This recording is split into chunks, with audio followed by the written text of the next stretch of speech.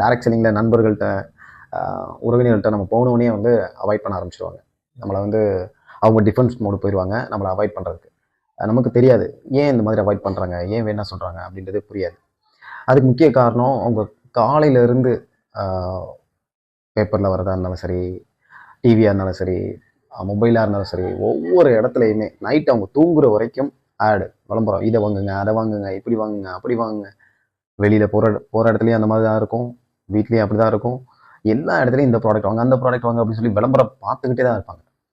அதுலேருந்து தன்னை பாதுகாத்துக்கணும், தான் எதுலேயும் வந்து நம்ம ஏமாந்துடக்கூடாது, எதுலேயும் நம்ம வந்து எதையாவது இழந்துடக்கூடாது, பணத்தை இழந்துடக்கூடாது, அல்லது நம்மளுடைய கவனத்தை அதில் கொண்டு போயிடக்கூடாது அப்படின்ற ஒரு பயத்திலேயே அவங்க இருப்பாங்க. அந்த பாதுகாப்பு அப்படின்ற ஒரு விஷயத்துக்குள்ளேயே அவங்க வந்து கவனமாக இருப்பாங்க. அதனால தான் தெரிஞ்சவங்க வந்தால் கூட இது வந்து நம்ம ஏதாவது ஒரு இதில் மாட்டிடுவோமோ, ஏதாவது ஒரு இதில் சிக்கல் ஆயிடுமோ அப்படின்னு டிஃபென்ஸ் மோடு போயிடுவாங்க. தன்னை பாதுகாத்துக்கணும் அப்படின்ற ஒரு இதுக்குள்ளே போயிடுவாங்க.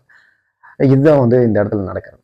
எஸ், நம்ம அதை வந்து தாண்டி அதை வந்து நம்ம ஓவர் கம் பண்ணணும், அதை வந்து சரி பண்ணணும் அப்படின்னும்போது நம்ம ஒரு நம்பிக்கையான நபராக மாறணும். ஃபஸ்ட்டு அதை உண்மையாகவே நம்ம போகணும்.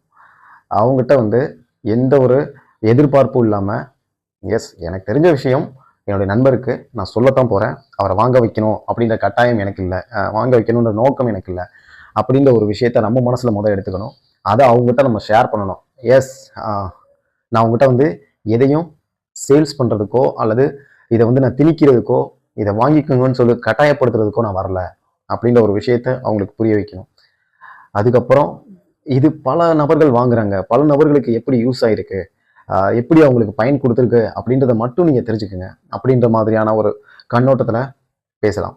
அவங்க எந்த இடத்துலையுமே அவங்களுக்கு வந்து அந்த எனக்கு வந்து ஏதோ ஒரு விஷயத்தை திணிக்கிறாங்க அப்படின்ற மாதிரியான ஒரு விஷயம் இல்லாமல், என்ன ரியாலிட்டி அங்கே இருக்கோ அந்த விஷயத்தை மட்டும் நம்ம வந்து அவங்களுக்கு கன்வே பண்ணோன்னா, அவங்களுக்கு நம்ம தெரியப்படுத்தணும்னா, ஆட்டோமேட்டிக்காக அங்கேருந்து அவங்க வாங்குறாங்க, வாங்கலை, நம்மளை உட்கார வச்சு அந்த இடத்துல கேட்குறாங்க இல்லையா, அதுவே வந்து ஒரு 50% மேலே சக்ஸஸ் தான்.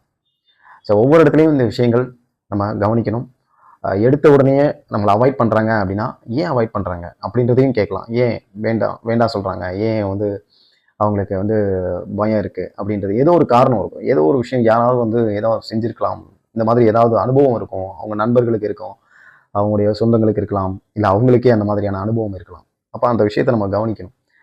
மக்கள் வந்து தன்னை பாதுகாத்துக்கணும் தான் எப்பயுமே நினைப்பாங்க, பாதுகாப்பான ஒரு விஷயத்துல தான் இருப்பாங்க. அதை தாண்டி வரணும் அப்படின்னா அவங்களுக்கு அவங்க மேலேயும் அவங்க எடுத்துக்க போகிற அடுத்த விஷயம் இன்னும்